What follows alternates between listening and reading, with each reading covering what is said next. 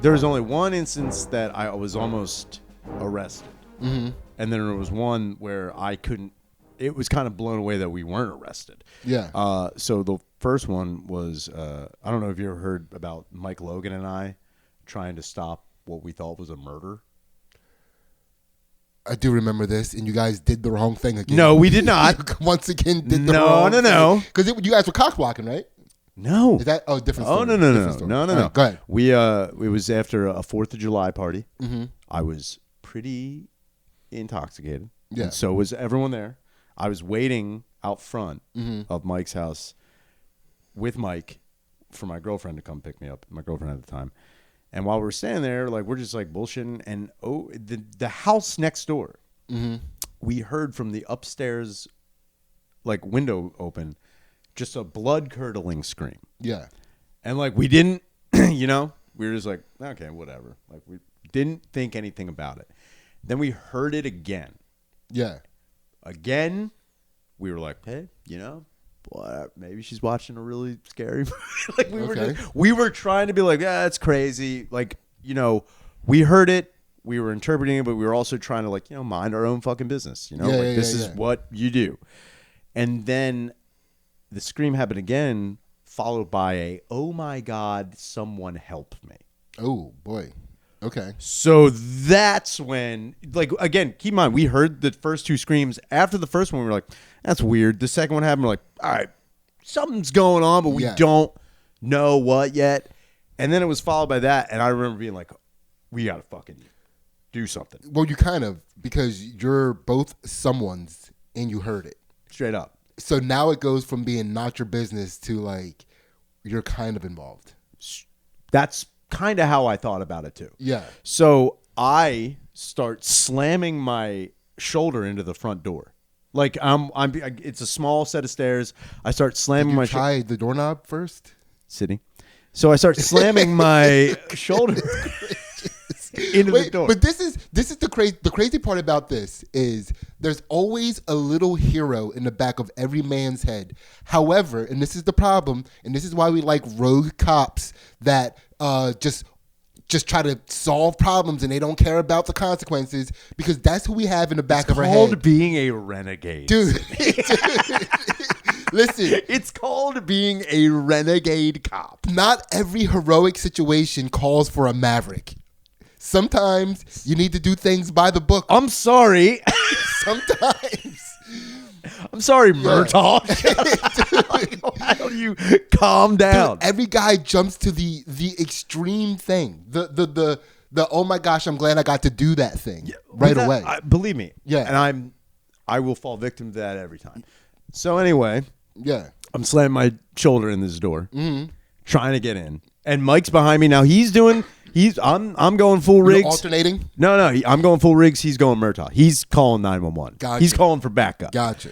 So I'm slamming my shoulder into this door, and then all of a sudden the door opens, and coming down a flight of steps, the door opens to a flight of steps, is a guy and a girl, and they are hand in hand leaving, and the guy goes, man, he's going to kill her up there.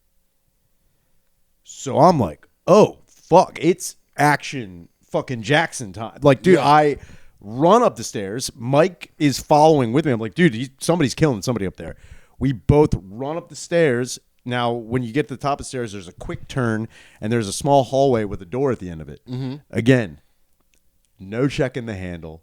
Of course not. No, dude, I kick this fucking door in off its fucking hit. Dude, and if anybody listening has ever kicked in a door in a stressful situation, it is one of the it's almost like shooting a gun. Dude, the exhilaration you feel kicking a door in and seeing the wood fly everywhere. You're like, I kicked in the door to try and save someone. You feel like you feel out of control. So can I just ask you for this? Can I just get a little more grace and respect for the thin blue line, please? Can we just get a little bit more understanding and compassion for a cop that might, I don't know, fly off the handle and kill a guy? Maybe. I don't know. Dude, Well, you want see, to talk about the exhilaration here's- of kicking the door down. What Wait, about the dude, you- exhilaration of shooting someone in the face in their car who just hit you with it a little bit, who just kind of grazed you a little bit? Yeah, it would not have been Dude. good if that guy walked away going, woo! That would have been. Dude, wow. imagine so you had fun with that. Imagine disproportional force. Imagine that. How imagine powerful that. stomping on an ant and just Goodness feeling gracious. so great Come on, about it. man. So I kick in the door, and Mike's right behind Wave me. in the 4-4. I'm sorry. Sidney. There's certain phrases that have to Sidney. come after certain phrases. You know that. You kick in the door, wave in the 4-4. All right, go ahead. Oh, you heard what Shane, don't hit me no more. Funny you mentioned that. Okay. There was a chick Yeah. in the middle of a just like a living room area. She was on the floor crying, Yeah. like bawling, but like her face was covered in blood. Like clearly she had been fucked up. And I remember running over to her and being like, "Where is the guy? Like he's in here." Were you trying to use like police language? Where is the perpetrator? No, I think I said, "Who did this to you?" I think I said, Oh, "Who dude, did you this?" were still renegaded. Dude, I was. Wait, did you say? I also slapped her. That's how she got the black eye. I said, "She's hysterical." Get a hold of yourself, lady. But here's You shook the her thing. head off. I knew I was a renegade, but I was also like, I'm a vigilante. Because I can't. Where is he? Part of me was like, don't touch her. Your fingerprints will be on her. I Yeah. remember being like, So you backhanded her. I actually elbowed her. Yeah. 6 o'clock. Yeah. I was like, who did this? Where? And she was like, just couldn't say. She was just like, "La, la, la." Dude, Yeah. my adrenaline is like, I'm off the chart. I'm like, fuck.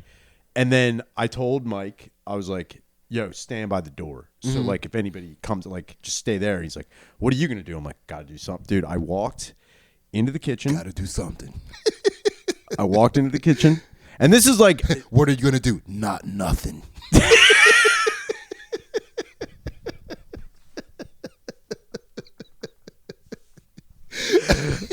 but something. That would be great in a superhero movie. Like, what are you gonna do?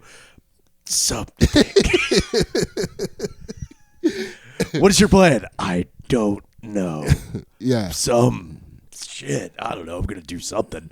I walked into the kitchen, and on the counter there was like a butter knife, and I remember picking it up and being like, this is not going to work. And then next to that, Dude, you're in a live action role play game. You're like, no. You know, like, you're like, what button do I press? I to was pick up checking my items? inventory.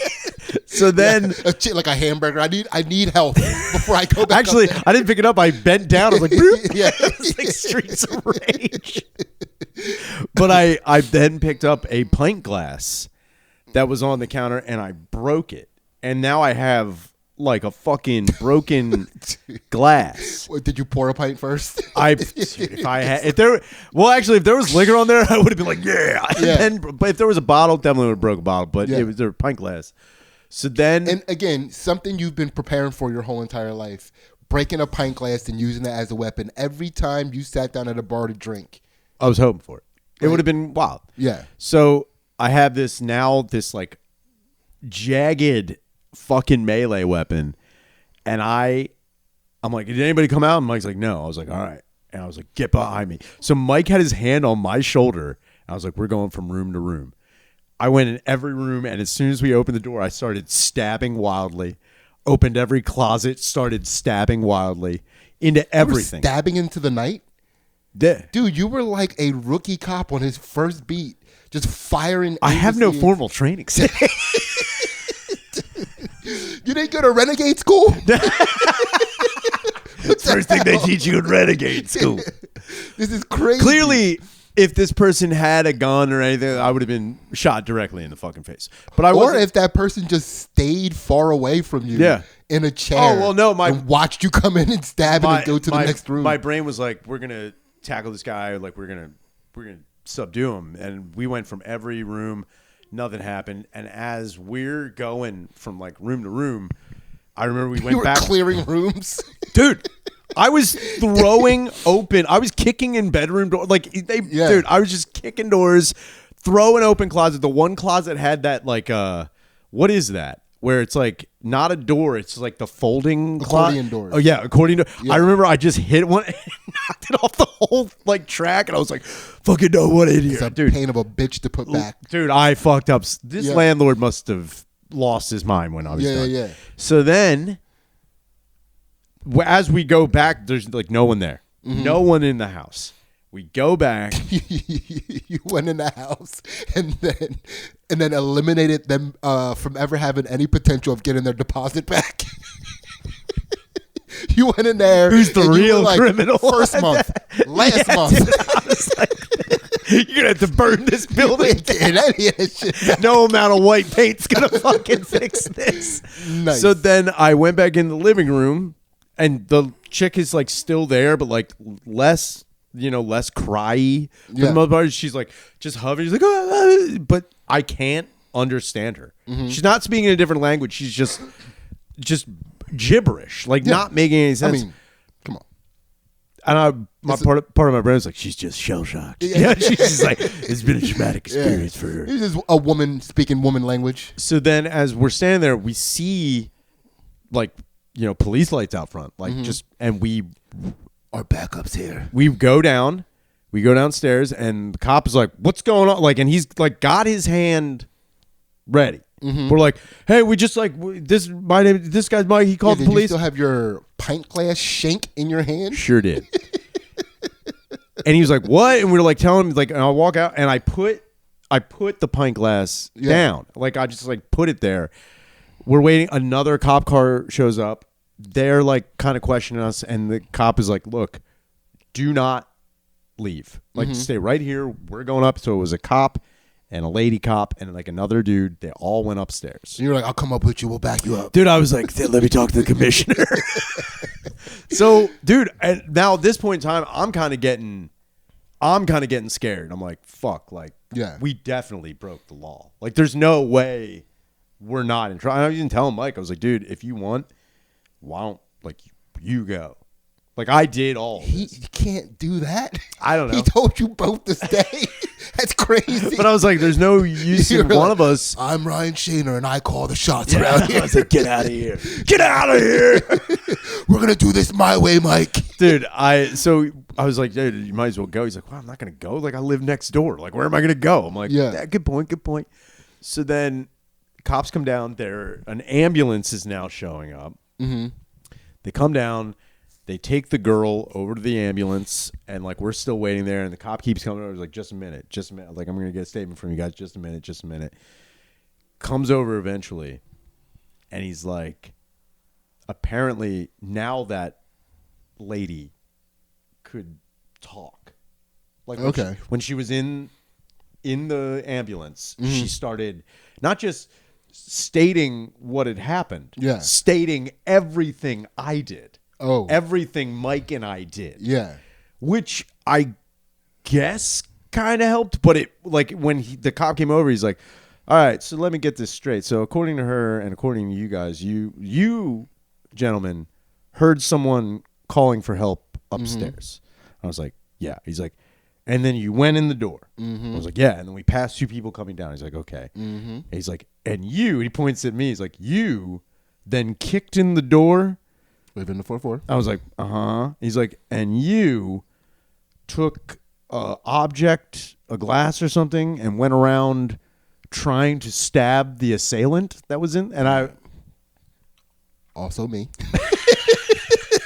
I was like, yeah. And he was just like, okay. Then he left, came back, and like, dude, at this point, I'm like wired because like in my head, I'm like, I'm going to jail. Like, I'm gonna get arrested. Comes back, he's like, all right, guys. Well, it turns out the woman that's in the ambulance, the people who left, those were the people who were beating her up.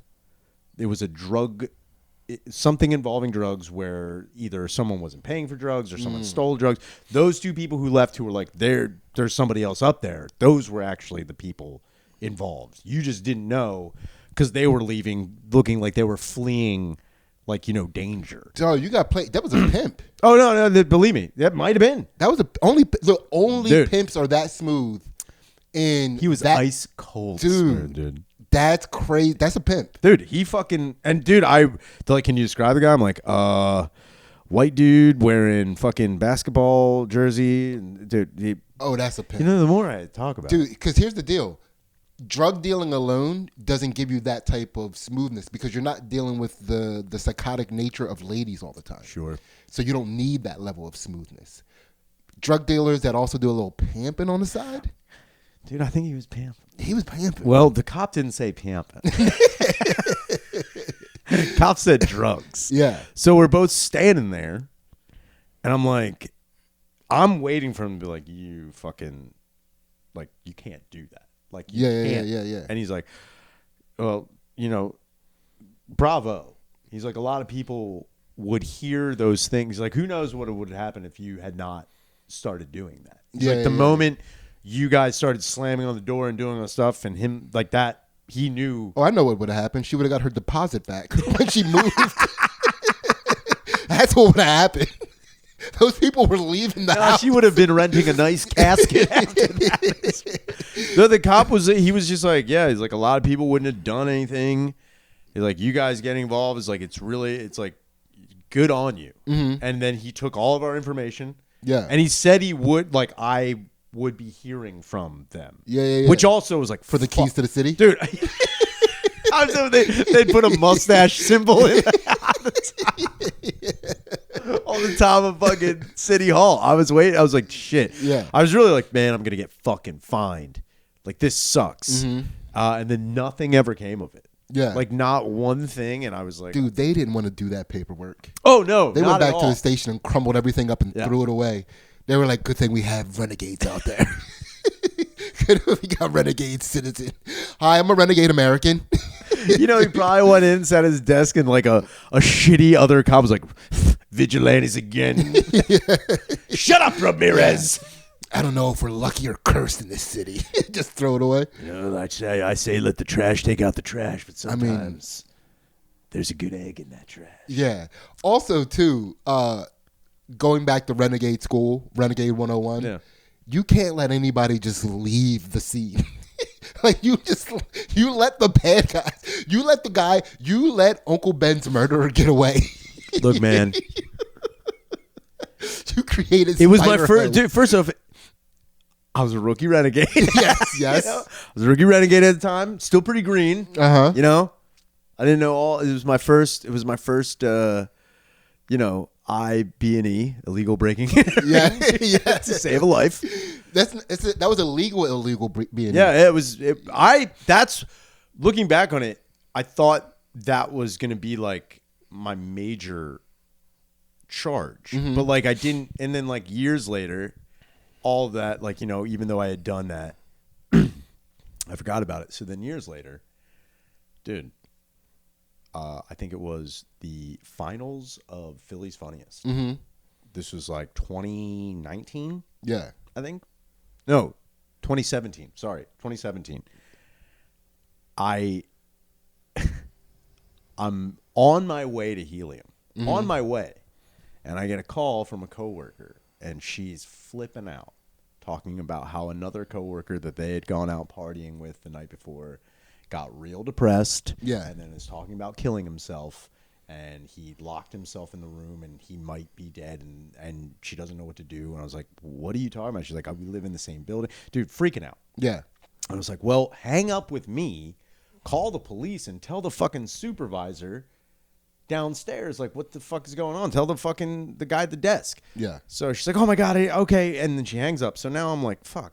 I'm like kind of worried about it. She calls me back almost 10 minutes later. Mm-hmm. And she's like, they don't give a shit. Like, the cops say, like, don't even worry about it. Like, they didn't even seem that concerned. The supervisor at the desk, he didn't seem that. I'm like, motherfucker. She's like, I just need help. Can you come help me? Now, at this point, I'm like 4 blocks away from where this building is. Mm-hmm. And it's like a very nice apartment building in Center City. Yeah. So I like hustle my ass there, go in, go up to the fucking 10th floor. I see her immediately, like outside of this dude's door.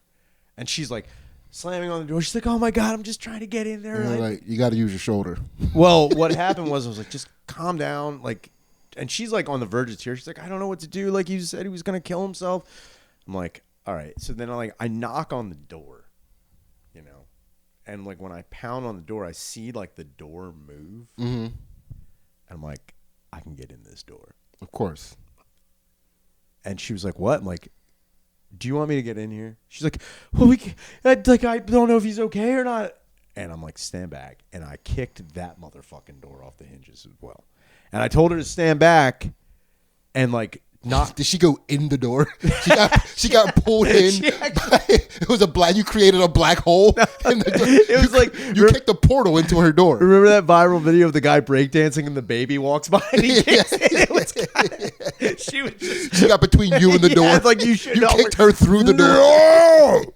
So I kick in the door. I tell her to like stay to the side because like what if, you know, we open the door and this guy is dead? Yeah. Like you don't need to see this dead man in here. Yeah. So I tell her to wait. You don't need to see this. You like close her eyes. Avert your eyes. You like poke her in the eyeballs. I don't know why my voice kept doing that the whole time. Like, look away. So I kick in the door. Wave into 4-4. And I start, you know, I go into this apartment. I look on the couch. Nobody there. And I'm like, all right. Nobody out. And then I see the bedroom door open and go in there. And I'm like, all right. And then I see the closet door kind of open with a light on. And I'm like, dude hung himself in the fucking closet. I'm like, oh, fuck. So I go and I open the closet. I thought he was going to do a big gay reveal. That's what I thought. Like he killed his old self. His old self was dead. And now his new self is coming out of the closet. Because like, gay people are very theatrical. Especially when they're coming out of the closet for the first time. They got to make a big production. It's a big production. So I open the closet, nothing in there. Okay. I'm like, all right. I once understudied for a guy coming out of the closet.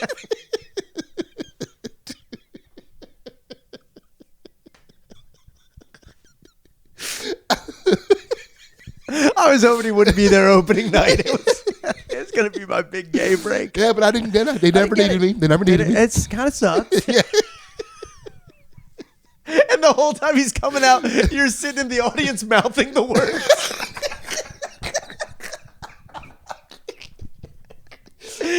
One tear coming down your face. Like, it's like, Dad, you never loved me. Mom, you never respected what I wanted to do.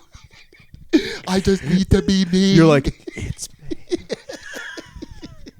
Everyone in the crowd's like, oh, you would have been good. You would have been, oh my God, you would have crushed it. You would have been great. You would have crushed it. So then I look over, I like back out of the bedroom, and I look over and I see the bathroom. And the bathroom light's on, but the door is also cracked. I'm like, motherfucker killed himself in the tub. Just everywhere.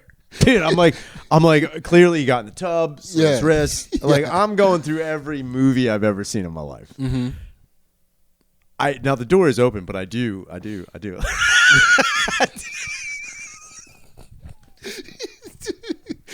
kick it open. I kicked it ajar. I kind of, just did that, and it opened, and I was like, and nothing in there, and I'm like, what the fuck?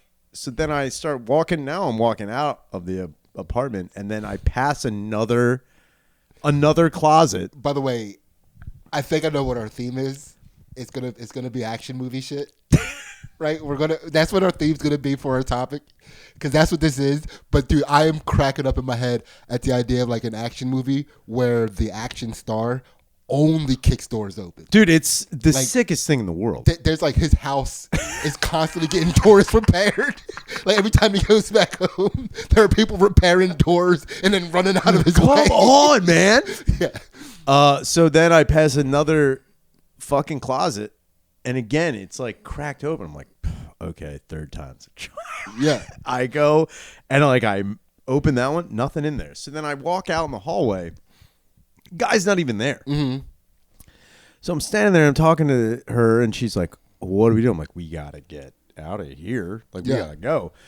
So we're moving, and like we're walking down the hallway, I look up, there's cameras everywhere. I'm like, Yeah. fuck. Like, well, there's really no getting out of it. Like, they watched me You're being set up. straight. Dude, I was like, this son of a bitches. It's a trap. I was like, I should have never trusted. Everybody get out of here. Run. So then I tell her, I was like, well, just go back to your fucking apartment.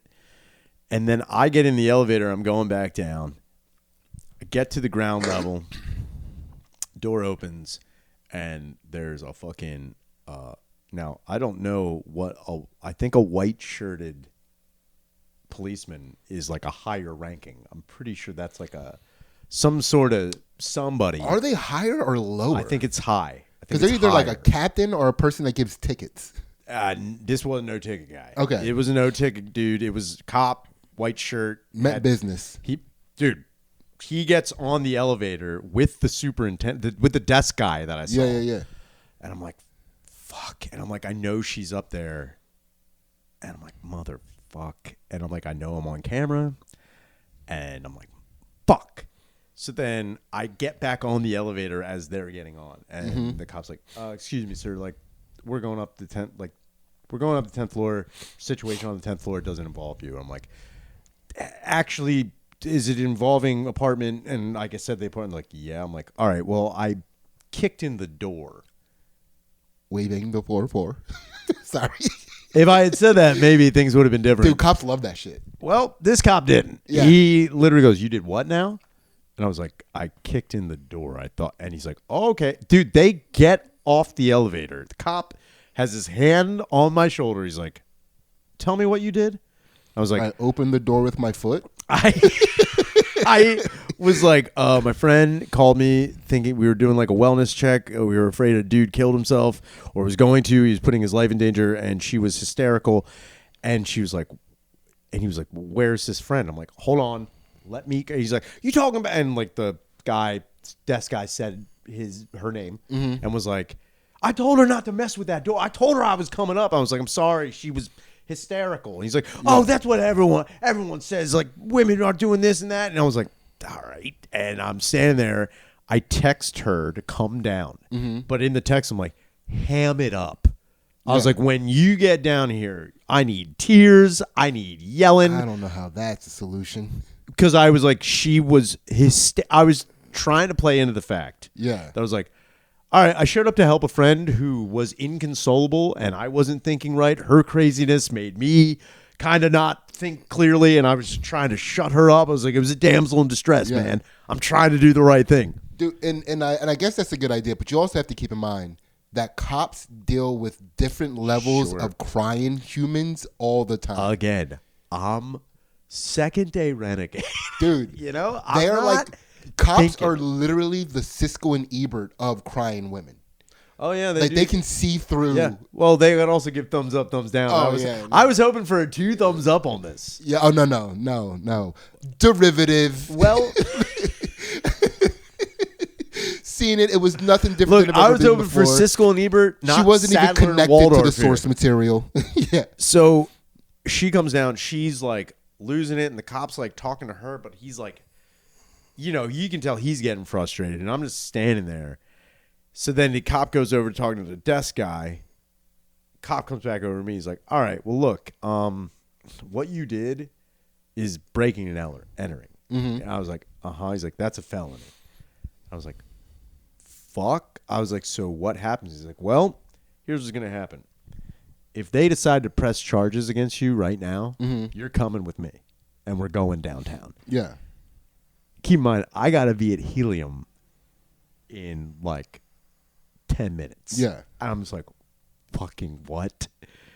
So I'm standing there, and then the desk guy comes over, and he's like, so what the fuck happened? He's like, that was like, he starts listing. He's like, that was an original cherry, whatever, like door jam, and these doors are like super, because it was a very nice apartment building. Yeah. And I'm like, fuck. He's like, I'm gonna talk with my supervisor. I'll be back. Yeah. And he leaves. And the chick who I'm with is like, he didn't mean it. He was just trying to help. Like, she's just going off. I'm like, shut up. All right, you can downplay the fucking crazy. Like, you're digging a hole. 2 minutes later, he comes back and he's like, all right, we're not going to press charges because of like the situation. And I was like, awesome. He's like, but we are going to bill you for the door. It's crazy. And I said, okay. No. Sidney, I was just looking to get out of there. This is like That's crazy. This is like when you take a shitty plea deal thinking it's good. You know, I was just like, let me get the fuck out of here. And my mind was on other things. I was like, I got to get out of here. And they give me a bill for $983. It's cheaper than I thought it was going to be. I guess. Because they have a guy that comes in and either way, yeah. I took this fucking bill. I was like, fuck. And the cop was like, you got very lucky. I was like, yeah, I was just like trying to help. He's like, yeah, I know you were trying to help. And then the cop goes, he's like, look, man, in this day and age, you can't go around doing the right thing anymore. And I was like, that sucks. Yeah. Because I'm always going to do that. They're not, if you put me in that situation a million times, screaming lady trying to get in a place where she's telling me that someone that she knows or loves or whatever is in danger. No, never. I'm never going to treat a screaming lady like she's saying logical things. I will never, ever. See, the whole thing is, my brain is that she's so illogical, she didn't just kick in that door. Why aren't you kicking in the door, lady? Yeah, but I need. Why aren't you doing? I need to get all of the facts straight. No, like, I'm a renegade. Yeah.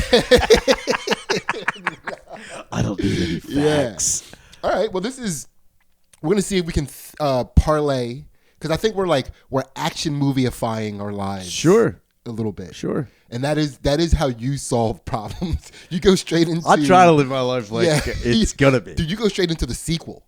Yeah. You're not even. Dude, I'm going into the sequel back to the prequel. Yeah, I'm going to an origin story. I'm kicking so hard. So this is I'm excited to see if this method of the show, how it works. I'm excited to see how this works, because I think this is going to be a very fun thing. So we got our theme. Okay. And now we're going to get into our topic. Right? Which I'm really excited to introduce, because this episode comes out March 1st. March 1st. Which means it is perfect timing for us to do our Black History Month episode. There is nothing blacker than doing a Black History Month episode in March. It is any other podcast that even attempted a Black History Month episode in February. That's Hack History Month. I don't mean to be a renegade, but I don't know how I feel about this.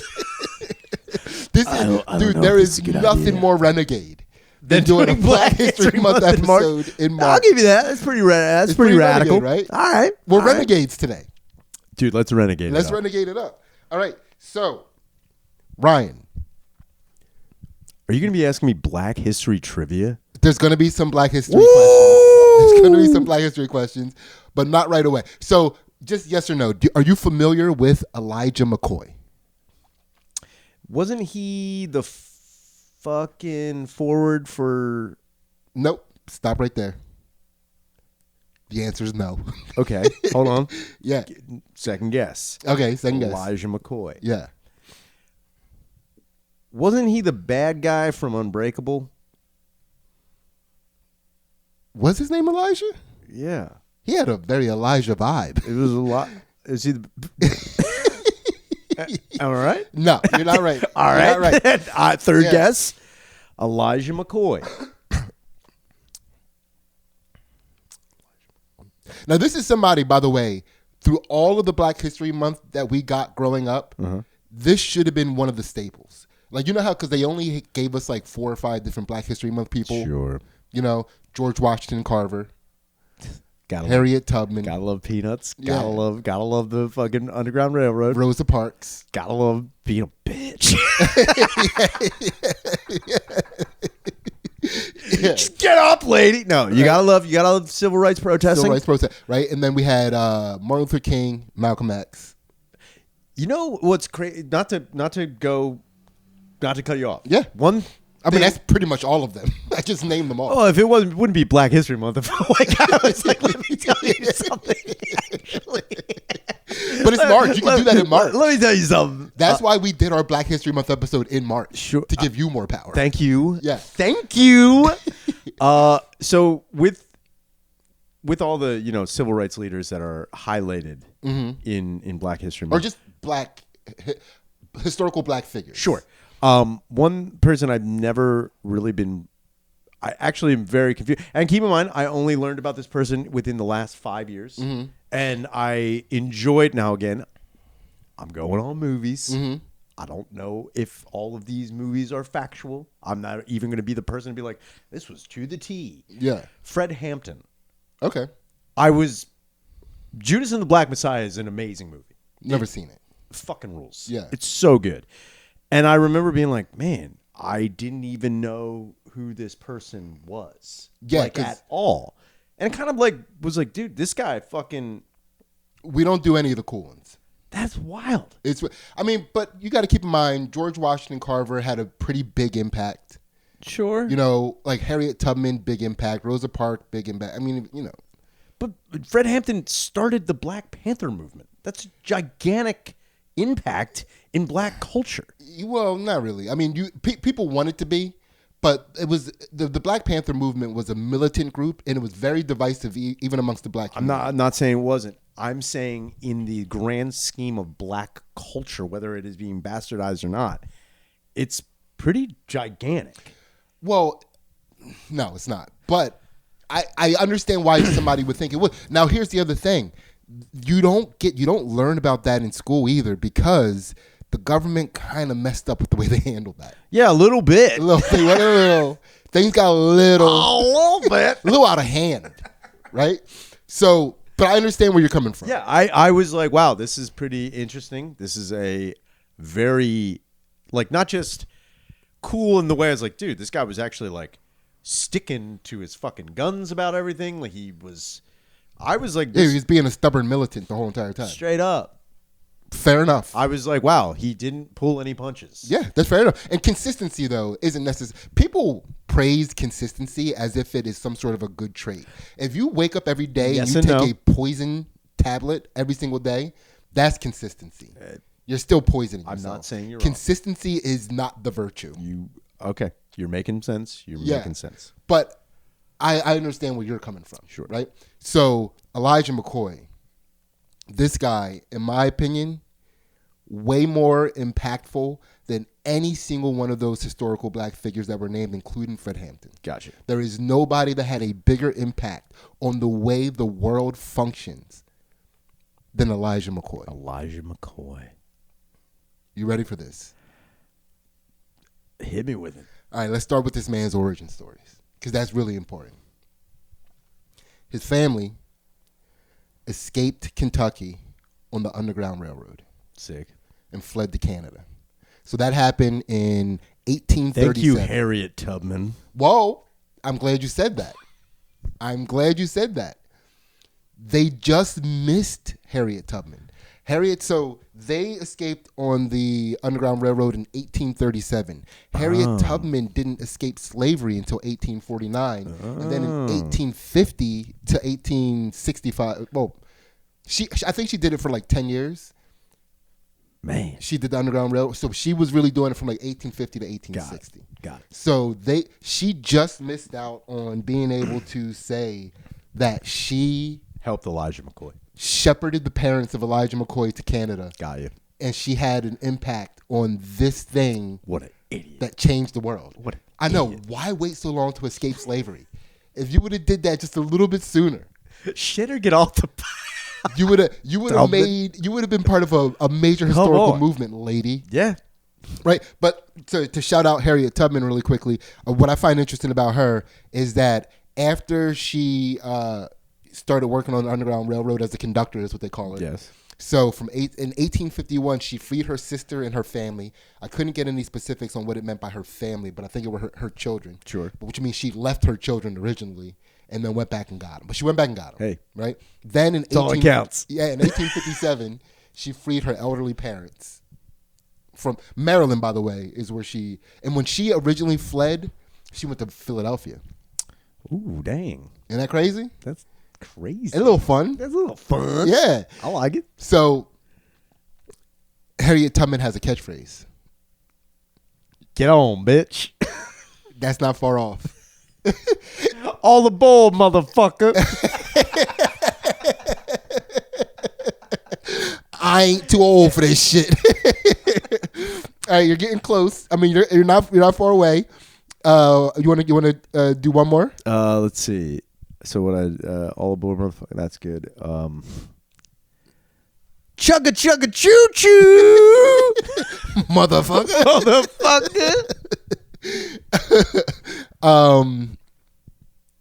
Her phrase was "keep going." That was her catchphrase. It got shortened to "keep going." Imagine it was more like, "Keep going, keep going."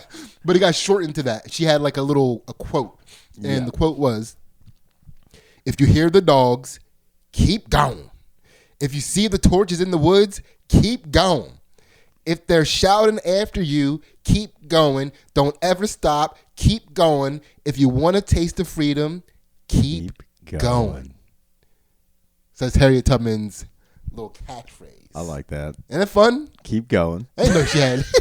I didn't even know she had a catchphrase. And this is like, I just Googled, does Harriet Tubman have a catchphrase? I Googled that. You Googled, does Harriet Tubman out of nowhere? Didn't even know we were going to be doing a Renegade. Yeah, I mean, she's renegading. She's renegading. Renegading hard, dude. Keep going. Keep going. If you see torches, keep going. Look, just go. Go. Is it over here? Keep going. Keep going. Which makes so much sense. Yeah, right? definitely. All right. So now we are back to Elijah McCoy. His parents get up to Canada. Mm-hmm. And now they are giving birth to the one and only Elijah McCoy. As the prophecy hath foretold. As Elijah McCoy is born in, I think it was 1844, if I'm not mistaken. 1844. All right. Yeah. And so Elijah McCoy was born in 1844. In 1847, his family moves to Ypsilanti, Michigan. All right. Right. Now, some sources say that he actually moved to Ypsilanti in 1859, and that's based off of land deeds because they purchased land in 1859. They probably could have been there a little earlier. All right. Right. And at the age of 15, his father, Elijah McCoy's father, sent Elijah McCoy to Scotland to apprentice as an engineer because Elijah McCoy has a propensity for building things. He's sick with his hands. Sick. Even at a young age. This guy is a prodigy inventor at a young age. And they're like, we have to do something about this. Let's send him to a place where he's not welcome even more. Yeah, dude. Which is crazy. Let's see if it toughens him up a little bit. Is crazy. They did send him to a worse place. Dude, imagine being like, you're in Canada, you fled up to Canada, then you move to Michigan, which is still north, away from slavery, and then you're like, let's go. What's below slavery south? Like, what is worse than the antebellum South, right? Sends this man to Scotland, and you can't get almost any information about what it was like for him in Scotland. Yeah, I mean, it's Scotland. It's Scotland, right? And it's and I tried. I tried so hard. Yeah. Right? So he goes to Scotland from about 1859 to about 1865, right? Mm-hmm. That's when he comes back. In that time, he missed the Civil War, which happened in 1861 and ended in 1865. He came back in 1866. Okay. So he missed the Civil War, the Emancipation Proclamation of 1863. He missed the 13th Amendment in 1865. That was December of 18. And then he missed Juneteenth. Bummer. Well, but Juneteenth came before the 13th Amendment. Gotcha. So after the Emancipation Proclamation, that meant that all slaves were free. Yes. Right? Except you had to know it. If you didn't know it, you weren't free. Right? That's very true. So that was Juneteenth. And so 1863, Emancipation Proclamation. 1865, people found out they were free. And then 1865 later on in December, they abolished slavery. Period. You couldn't have any more slaves. Yeah, no more slavery slaves. was done. Right. He missed all of that shit, dude. He came back to a world that was completely different than the world that he left. 1866, he comes back and he's like, I'm back here. We're all free now. I'm a sick engineer. I'm going to get a job as an engineer. And they were like, well, you guys are free, but Here's the thing. yeah, we still are a little iffy. We don't like you. Yeah, not quite yet. Free, sure. Like Not you? quite yet. Nah. So he had a hard time finding a job I bet he did. for his skills. Sure. He ends up getting a job at a train yard as a fireman Okay. and an oilman. Okay. All right. Now I'm saying fireman, not fireman. Fireman. He's a fireman Okay. and an oilman, In an oil. right? Because the job of a fireman working on a train isn't putting out fires. It's almost the exact opposite. So the fireman, I'm assuming that has to do with putting coal in the engine. yep, multiple tasks that he Yes, has. yes. He keeps the fire going. He's He's a fireman. He's a fireman. Right? So shovel coal into the furnace, keeps the fire going. He also monitors the pressure and water gauges to make sure there's sufficient water pressure. He also assists the engineer as his co-pilot, Gotcha. monitors like signals outside of the train, like on the, I think it was the left side of the cab. Yeah. And then he's also responsible for lubricating parts, cleaning the cab, and polishing lanterns. Typical oilman.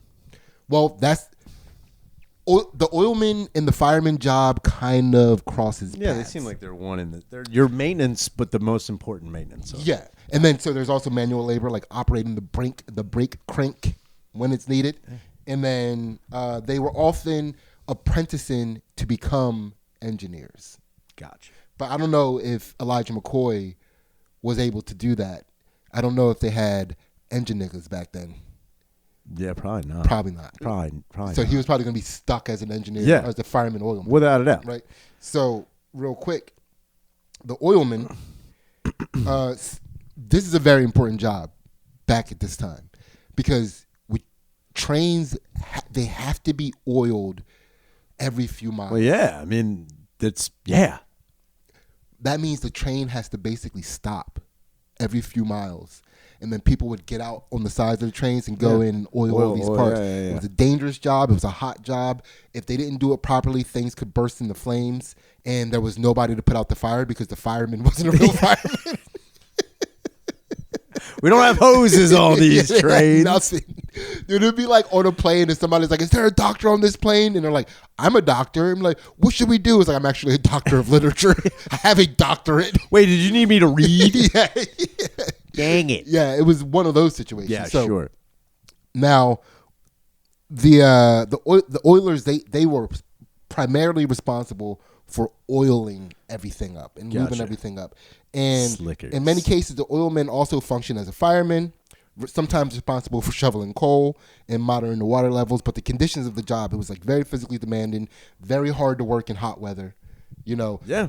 somewhat of a. It's working on a train in the 1800s. Nothing sounds good. It's awful. Working anything Yeah. in the 1800s probably sucked ass. So traveling by train was not necessarily luxurious at this point. It wasn't thought to be like this brand new wave of transportation because how long do you think it took to travel 40 miles for a train back then? I mean, given the fact that most locomotives could only reach a speed of like 30 to 40 miles an hour, 40 miles, and that's like what I said about 40 miles, 30, that's like top of the line best. So go with that. Go with the top of the line best. Oh, I'm going to say maybe 40 miles, maybe an hour and a half, 2 hours. 8 hours. No, why would you do this? Do you see what I'm saying? Dude, it was like you were cursing somebody when you told them they had to travel by train. That sucks. Dude. Blows. That's not even economically like no one would even do that. No. Man. But it was still I mean, it was new. It was exciting. Still new. It was exciting. Yeah. And so basically, it averaged out to like 5 miles per hour with all the stops that you had to do Dude, to oil the train. miles per hour. Isn't that crazy to think about? So what you're saying is we will go back time. Usain Bolt is crushing trains. Dude, not even close. Crushing trains. Not even close. Dude, you would have been. It would have been much more economical to travel by Usain Bolt. Yeah, I would. And back in the 1800s, people would respect me for it. Yes. If I was on top of it. It's like, he gets me everywhere I need to go. It'd be like, Ryan, that actually isn't legal anymore. No. He doesn't know. I pay him. He's mine. Not like in that sense. I'm just saying no one else can ride him but me. Yeah, that's pretty fun. I don't own him. He can do what he wants, but he knows I pay him 3 nickels. Yeah. And he gets That's actually a decent amount of money back then. He's faster than a train. yeah. Faster than a locomotive. Faster than a motor car. Mm. Well, he's not faster than a motor car. I mean, pretty fast back then, right? Depending on the motor car. But here's the deal. Elijah McCoy worked at this job for about 6 years. Okay. And he saw an inefficiency. He saw a problem. All right. And he's like, I got to fix this problem. Yeah. What if we could oil the train as it's moving? Okay. Yeah, he's in his ditty bag. I like where he's thinking about tubes and hoses. Dude, he's in his ditty bag. He's like, I want to start working with oil, right? He had a bigger impact on oil than P. Diddy ever could. No, wait, Elijah McCoy. I'm gonna go out on a. Well, hold on, don't go out on the limbs yet. Let's get there. Let's work our way there. Hold on, we're almost there. I had a guess. I know what I didn't ask you to guess anything. We're gonna get there. I think I know what you're gonna say, but we're gonna get there, right? Okay. So he invents something called the oil drip cup, right? Which basically was a reservoir that looked kind of like almost like a pressure cooker. Yeah, right? I know what the you're lid talking and stuff about. on it. Yeah. And then you put a syringe on the bottom of that pressure cooker pointing down. And then that connected to like a little bar that went to the left and drip oil onto the parts. Got it. Right? It's completely innovative at the time. Changes the game. And it also it looked very similar. If you're interested in the history of design, it looked very similar to how like water towers and stuff looked back then. Got you. It was designed almost exactly like all that stuff.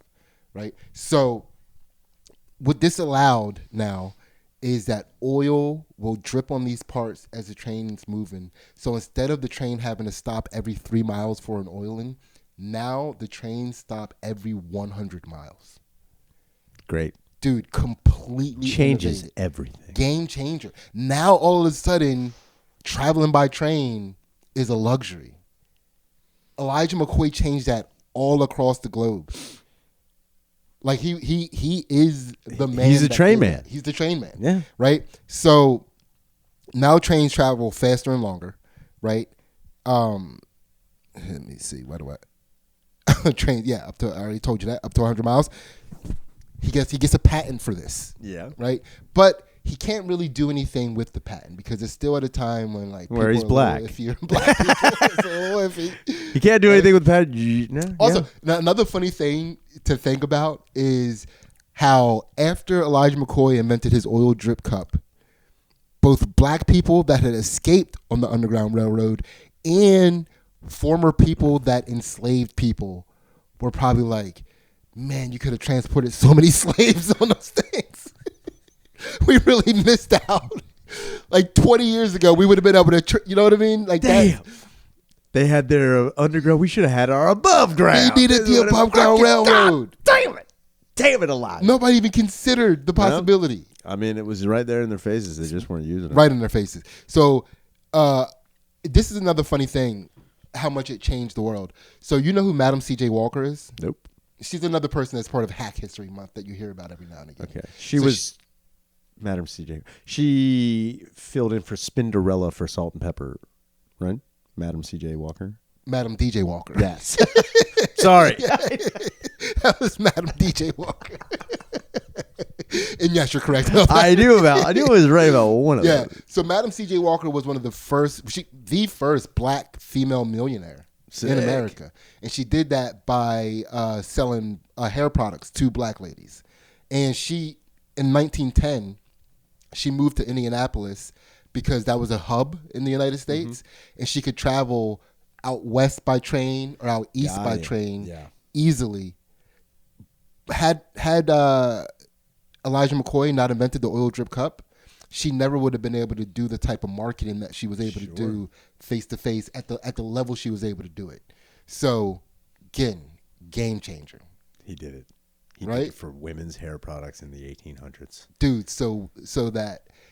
dude, Elijah McCoy walked so that bitches that say, you got the wrong one, could run. I ain't the one. Nah. Yeah. All right. Yeah. All right. So wait, what was the thing? Because like we're over an hour. Yeah. We're good on this. I want to know what was the major invention besides the oil drip? It was the oil drip cup, dude. It changed the world. That was not where I was going. Okay, that's fine. But here's the deal. Here's where I thought you were going. Right now, so he has a patent for this, and it's really hard for him to like sell it himself. So he has to let investors would buy it, or he would sometimes give the credit of the invention to the person that he was working for. Yeah. Because keep in mind, he kept innovating this product over time. Sure. Now, in the meantime, once people found out about the oil drip cup, they were trying to imitate it. Of course. So people would try to make their own oil drip cup, and they would sell that to train manufacturers. It just did not work the same. Gotcha. They were shitty replications. Poor quality. Poor quality. So anytime that somebody would try to sell one of these things to somebody, they would ask the person, is that the real McCoy?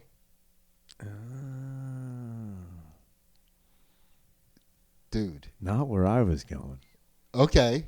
But do you see how crazy this is? I see that's great. Dog, this man is the bar for authenticity. The real McCoy. Throughout history. How crazy is that? The real McCoy. A product of Elijah McCoy. Mm-hmm. A term only white people use. I've never heard a black person go, is that the real McCoy? I've only heard white dads, white moms, and aunts. Well, I think... Do black people know about this? I think what's happening is you're a victim of pop culture, right? Yeah. Back, you know how like the same thing, back when Paris Hilton started saying that's hot? Sure. There were white people that would have told you they only ever heard Paris Hilton say that's hot. Okay. And they would have been like, that's a white phrase that the black kids are now starting to say. Sure. But instead it was the other way around. Yeah. That's what you're falling victim to right now. I guess I am. I've never heard a black person say like, is that the real McCoy? Yeah. Never heard it. It's the real McCoy. That's the real McCoy. I only heard black people saying it growing up, but that's where I lived. Sure, yes. Right? I was around white people. Yeah. But I will admit that on television you would hear, is that the real McCoy? Yeah. I will admit that. I will totally admit that. How it went. Yeah. The whole time. But oh, by the way, Madam C.J. Walker is kind of credited with a catchphrase too. Because I looked up everybody's catchphrases. What do you think? What would you think Madam C.J. Walker's catchphrase is? Bitch! Fix yourself! Yo, with your cheap ass weed. With your cheap ass motherfucking hair. Yeah. Well, yeah, that's what I think. Dude, it's like sources are very conflicting about this. But she may be responsible for the phrase trying to make $1 out of 15 cents. Now there's a phrase I've only heard. That's a black phrase. That's a Tupac. That's the only. Yeah, I've only heard black people say that. As far as black phrases are concerned, that's the real McCoy. That is the real McCoy of black phrases for sure. Definitely. Right. Oh boy. So, now here's where we go. Okay.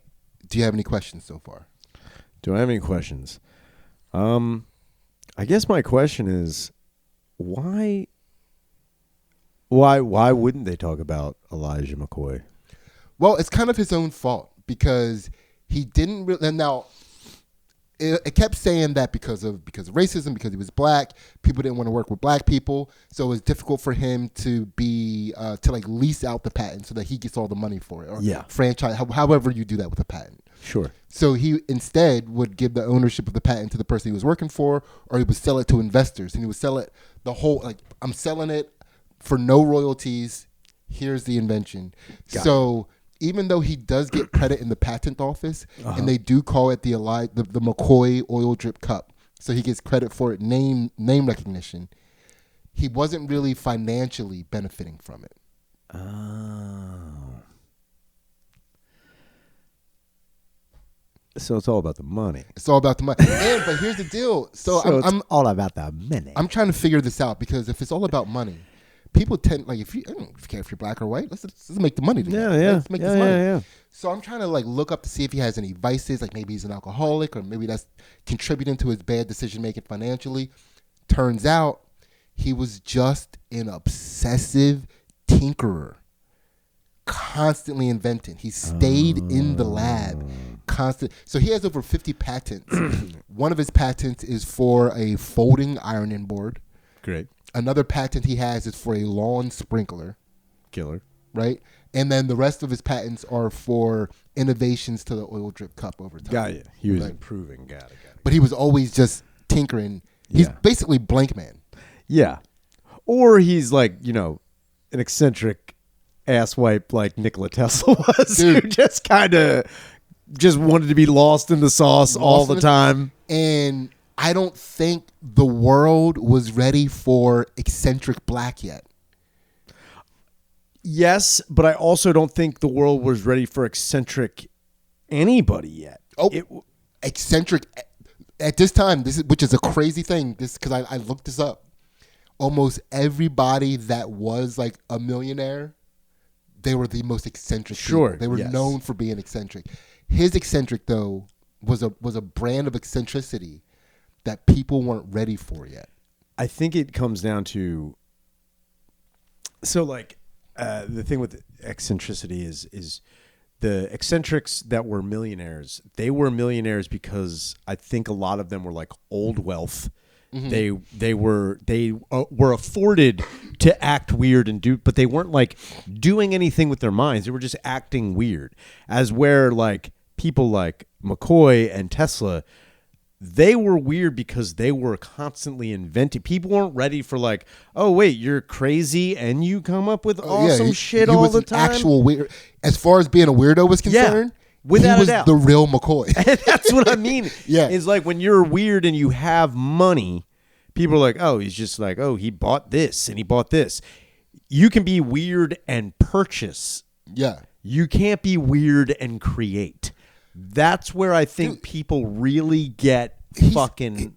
He probably sucked in person. He was so difficult to talk to. I guarantee he was. Yeah, he was a fucking weirdo. But those are the types of guys, and it sucks because like we look back on those guys and gals, and we're like, what a bunch of fucking. Look, we know that we are now in a world where now everybody's got fucking tisms and all this crap, but. It's crazy when you look back at someone who has all these quirks and bullshit, but they're producing things. Yeah. You would think the most American thing to do would be like, yeah, they're fucking weird, but let them fucking do whatever. Yeah, but let them do, and then we'll take what they give us. But like, what blows my mind is like you, especially, and again, I'm not shitting on McCoy at all, but when you have dudes like Tesla, not to make this, dude, I don't think this was Tesla weird. I think this was like Matt Woodward weird. I think Tesla was kind of Matt Woodward weird. Nah, dude, Tesla got puss, dude. No, he didn't. Tesla got puss, dude. He thought he did, and then he fell in love with pigeons, dude. That guy was fucking out of his mind, out of his fucking head. All right, listen, we'll have to do an episode on Tesla. Sure, I would love it. Tesla's the man. He's the fucking best. And you're right to I mean, and I don't know if you're right, but I agree in a lot of ways that like he probably socially weirded himself out of position. Yeah, without a doubt. More so than he was screwed over. Sure. I think it was easy to screw him over because he was such a weirdo. Yeah. And he just wanted to invent so badly, he was taking shitty deals. Straight up. Right? And, which I'm not, I mean, do your thing, right? Yeah. But here's the action movie that I conceived of while we were talking about this. You ready for this? So 1865 is when the Underground Railroad ended because that was the end of the Civil War. Yeah. That was also, at the end of the Civil War, kind of was the demarcation of the freedom for Black Americans. Yeah. Right? But here's the deal, Ryan. It wasn't the end of the Underground Railroad. The Underground Railroad just went more underground. And they formed something called the Society of the Underground Railroad. Because their network of spies and of information put them in a position where Harriet Tubman found out that the South had a super weapon that was going to win them the Civil War unless her and other people from the Underground Railroad did something about it. So what actually happened, we think Elijah McCoy came back in 1866, but he didn't. He came back a little earlier under a different name, because he had the invention to stop the weapon from the South. Now, because I know a little bit about history, and I know a little about mysterious history, I can tell you exactly the weapon that they had to stop. The South, they developed a submarine. Sure, yeah. Right? Called the USS Hunley. Mm-hmm. This is true. Yeah. And I remember because my daughter's name is Huntley. Yeah. And I learned about this a few years ago. And I was like, this is a sick story. So the USS... I'm glad I named my daughter after a Confederate. No. My daughter's name is Huntley. And this is Hunley. Oh, sure. Yes. You are right. Right? So it's close. It's very dangerously close. It's so close. But it's not the real McCoy. It's close, but it's no real McCoy.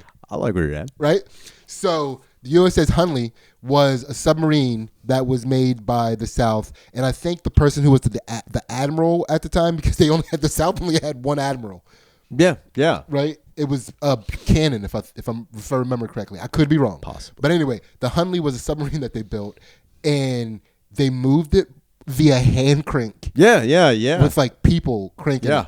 And it didn't really have a torpedo. What it had was like a bomb on a string. Yeah. That they would stick to the hull of a boat and then back away. Pedal back. And then as they backed away, it would detonate the bomb, right? Oh no. This is what you get for talking about Confederates, man. Yeah. I have no idea when that happened. But so the USS Hunley sank via mysterious causes. Now, Sidney, I don't know if it's mysterious having a wooden barrel for the most part with pedals with a bomb on a stick. Yeah. I don't know if that's mysterious as much as like, it's just a matter of time. We have a weird fucking contraption. Well, no, this was a highly tested contraption. They tested it a bunch. Sure they did. For all the different types of failures that it could have happened. Hey, man, they tested the Challenger a whole lot, too. So what happened is at the last minute, this is one of the theories, at the last minute, something changed with the detonation mechanism for their one torpedo. Mm-hmm. So that instead of it would stick and then they would pull it away, it was a pressure sensitive torpedo. And when it hit the hull of the boat that it was supposed to hit, it exploded while the submarine was still too close. Yeah. And the concussive force fucked people up inside. And then nobody was manning the crank. And they sank. Yeah. Okay. That's one theory. Uh-huh. That's the theory that works for the Confederates. The action movie that I'm proposing. The Society of the Underground Railroad. That's the theory that works for that. Okay. So wait, is the Society for the Underground Railroad responsible for the fucked up detonation, or was it just? Mm-hmm. Okay. Mm-hmm. How? How did they infiltrate and and fuck with the bomb? Ooh, dude, I'm not gonna give the whole movie away. What are you talking about? I just gave you the trailer. I'm not gonna give the movie away. So somebody That was your trailer pitch? so somebody's a little more ambitious than Good me will write the God. whole movie. It's crazy. Damn, dude. What do you mean? Tell me what the trailer was. You want me to do the Yeah, trailer? recap the trailer. In a world where people thought the Underground Railroad was gone, Mm-hmm. little did they know, 200 feet under the ground, the locomotives still burned. Get your ass on! Keep on. As the Confederate soldiers continued on their fight, little did they know the fight continued on below. What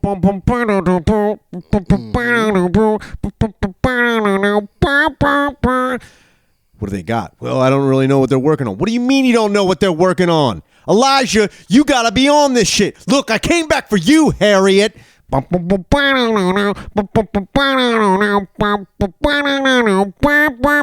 These blacks are getting out of control. I'm telling you, they're underground. You sound insane.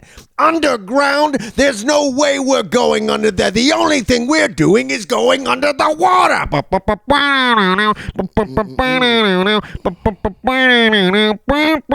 They've got a bomb. We've got a bomb. You've got a bomb up your ass, Harriet. When all hope was lost, the only thing they could do is do what they needed to do. Keep moving. Keep going. Keep going. Keep being out there, fighting the good fight. What was it called? The underground what? The Society of the Underground. The Society of the Underground Railroad. Here we go again. Yeah. This Christmas. This is the prequel. Yeah, I did that. You didn't do any of that. I described the movie to you, which is very compelling. It's a very compelling story of people turning the Underground Railroad into a spy network. Yeah, I mean, That's what it's basically like the Kingsman, but black. the We Was Kingsman.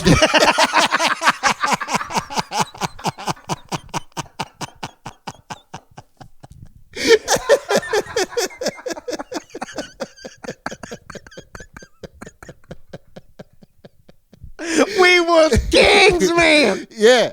And shit. Yeah. That's it. That's it. We're ending right there. Oh my Lord. That's it. Well, we definitely declared war on action movies and possible black history. Renegades of all historical walks of life. And you better believe that World War Fun is the real McCoy when you're coming to get any type of information about possible upcoming historical fiction movies involving underground societies of the Underground Railroad. Yeah. By the way, he died. Elijah McCoy died poor. I thought I should mention that.